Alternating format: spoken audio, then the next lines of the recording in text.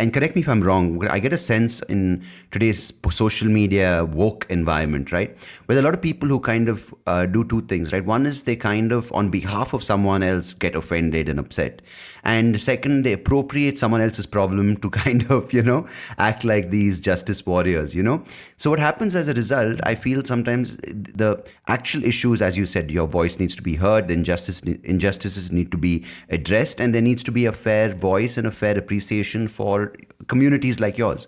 But what ends up happening, it becomes a let's bash everyone who's not us, because let's let's like as you said, the Black Lives movement, or the Black Lives Matter movement, these things are very important to address in their entirety as they stand, not by putting down white men. You know what I mean? Yeah, yeah, yeah, yeah. So I see a lot of this happening where they go, if Brahmins are not put down, then this group cannot come up. Yeah, Which I it's feel doesn't serve the purpose, because it becomes infighting.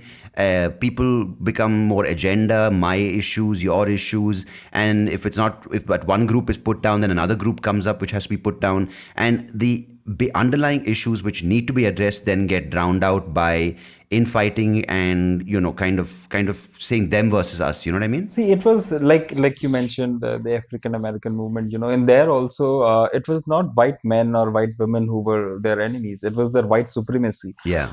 Here, it is not Brahmin men or Kshatriya men or Savarnas who are our, if you want to call it, rivals, but it is the concept of Brahminism, which is Yeah. a very universal concept these days. It can be compared to white supremacy in some manners, but I feel that it is even more suppressive than white supremacy. It's a form of supremacy. Yeah, yeah. It doesn't have to do with color. It's more with Yeah, ideals. yeah, Yeah, yeah. yeah. And that oppression of very, so I really, when I see because I'm into visuals, and I make visuals, and Mm. I'm a visual creator. So for me, when I see visuals of my community being shown as somebody who is downtrodden, yes, of course there are those people, but you are not doing anything about it. Yeah, For 70 years, people have been doing manual scavenging, people have been burning fires, people have been doing certain jobs which are very, very fixed to their occupation. yeah. In my own family, there are still a lot of people who are still tanning, because I come from Chamar family, so they are still tanning.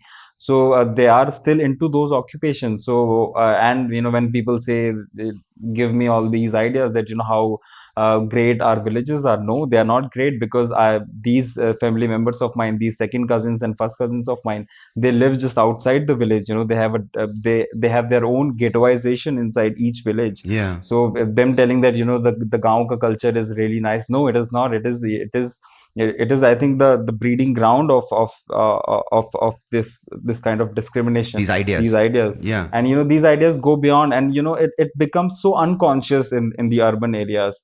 So now the urban area discrimination is not similar to that direct discrimination in the rural areas, where No, I there think it's very diluted it's because it's it's just so many diluted, more people. and it's way more shrewd and cunning, and it is related. You are related, you're not untouchable now because you come from a caste. You are untouchable now because you are dirty.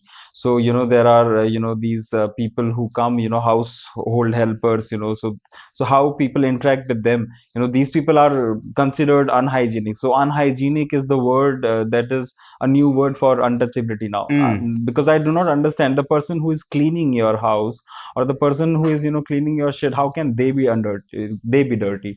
They are the people who are the most clean people, because they are cleaning your shit. Yeah. And and I know, because I come from that community, how clean we live, and how clean we keep ourselves, because we are aware that we are prone to a lot of diseases.